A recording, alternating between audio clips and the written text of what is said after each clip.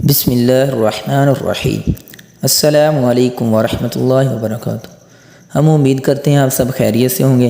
ہمیشہ کی طرح ہم دعا کرتے ہیں اللہ پاک آپ پر خاص فضل و کرم بنائے رکھیں۔ آج ہم آپ کو بتائیں گے آیت کریمہ کا وظیفہ۔ آیت کریمہ بہت ہی مقدس کلمات ہیں جو اللہ کریم کو بڑے پسند ہیں۔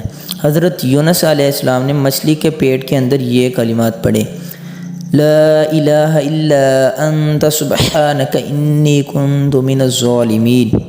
جو مسلمان ان کلمات سے دعا کرے اللہ تعالیٰ اس کی دعا قبول فرماتا ہے، اور حدیث شریف میں آیا ہے جو مسلمان اپنی بیماری کے دوران ان کلمات کو پڑھے گا اور اللہ پاک سے دعا کرے گا، اور اگر بیماری سے وفات پا گیا تو شہادت کا ثواب ملتا ہے، اور اگر شفا یاب ہو جائے تو اس کے سارے گناہ بخش دیے جاتے ہیں۔ بہت سے مشائخ سے مروی ہے ہر غم کے وار سے پڑھنا بہت ہی فائدہ مند ہے، اور اس کے پڑھنے کے بہت ہی طریقے ہیں۔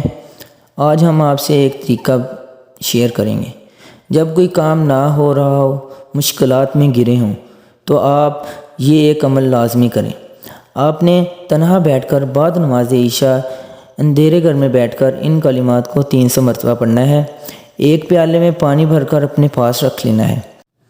لمحہ لمحہ آپ نے اپنے ہاتھ سے منہ پر یا بدن پر پانی ملتے رہنا ہے۔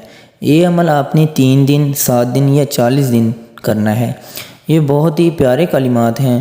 اللہ پاک ہمیں اس پر عمل کرنے کی توفیق عطا فرمائے۔ اللہ پاک ہمارا حامی و ناصر ہو۔